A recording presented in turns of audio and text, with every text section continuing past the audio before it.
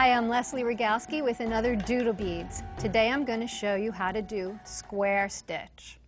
Square stitch is wonderful for geometric patterns because the beads sit right over each other, right next to each other. Now in this piece here that I'm showing you, I have 8 rows shown because I wanted to show you the stability of the pattern. But let me show you how to get started with a Doodle Beads.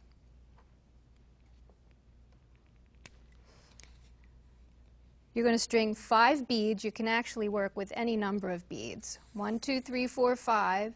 And then you're going to pick up bead 6, go back through bead 5 and through bead 6. One of the things you have to remember is that with square stitch is that the thread passes through the beads a lot. So I'm using size 8s because of all the thread passes that have to go through, and I'm going to be using needles that will fit through those holes.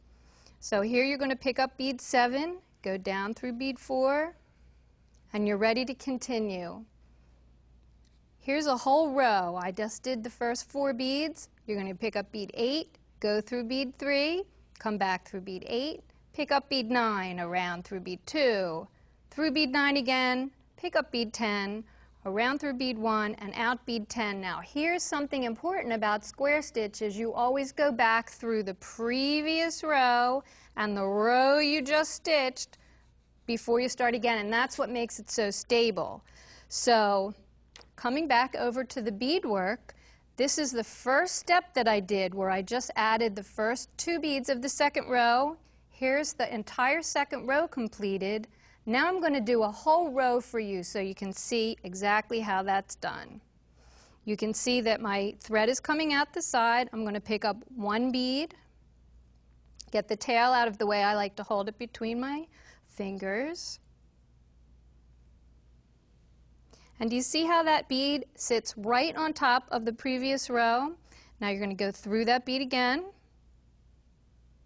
Now I'm going to flip this over because to me it orients better. And you can flip it left to right or right to left. You're going to pick up another bead. You're going to go through the bead underneath it and back through that same bead. And you can see how they sit right on top of each other. And you would continue through the whole row. Let's see how fast I can do this. Go back through the bead underneath. And you're working in a circular motion. Remember I said that the threads pass through it many times.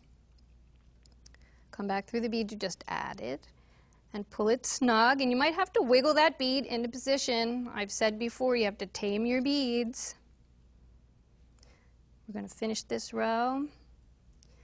Back through the bead you just picked up and the last bead in the row. Go through that.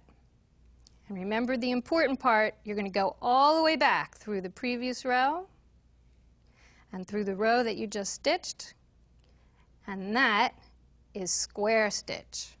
And there you have it, nice and stable. You can use square stitch in all kinds of beads. Here it is in cubes. It makes wonderful, easy ways to do geometry because it sits nice at right angles to each other. You can use nice big beads. You can make samplers. You can make the strips as long as you want, as wide as you want, like some of the bracelets. You'll love square stitch. I do.